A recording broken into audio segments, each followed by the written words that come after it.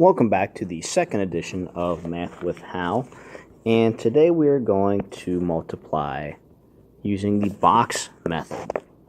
So if we look at our problem that we worked on with traditional multiplication, we had 539 times 8. Well, if I break down 539 into expanded form, what I'm left with is 500 plus 30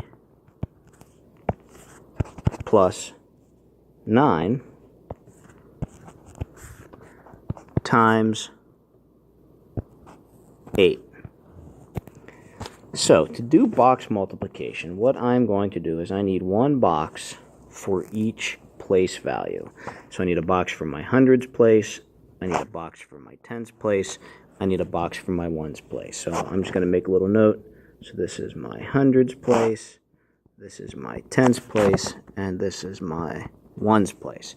So on top of each box, I'm going to put the value of the number. So I'm going to put 500 in the hundreds box, I'm going to put 30 above the tens box, and I'm going to put 9 above the ones box. Then to the right side of my little boxes here, my row of boxes, I'm going to put the number 8 because that's the factor that I'm multiplying by.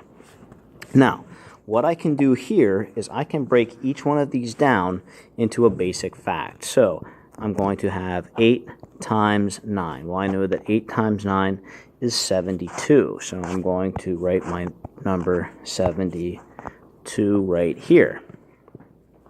The next thing that I want to do here is I want to multiply my 8 right here times my tens place. But what I want to look at specifically is 8 times my basic fact of 3. So I know that 8 times 3 equals 24.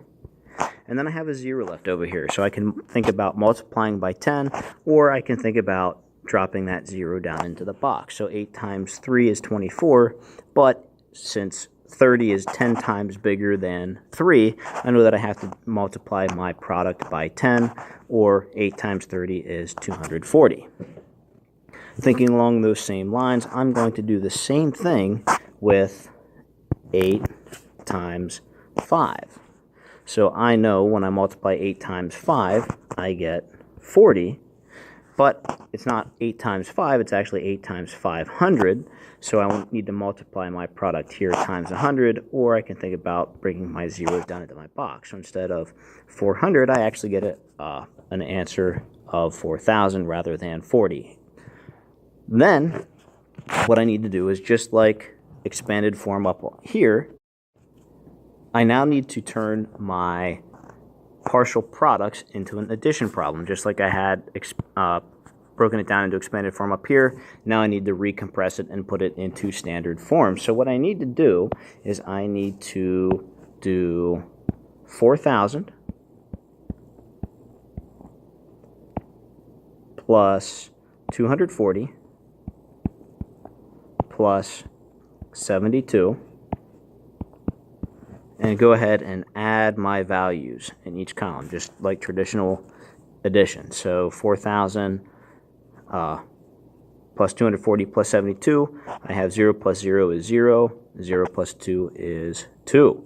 Then I have 0 plus 4 is 4, 4 plus 7 is 11. So regroup up here. 1 plus 0 is 0, 0 plus 2 is 3, 4 plus 0 is 4. So I come up with the same product that I did the last time using the traditional method. So what I have is 4,312.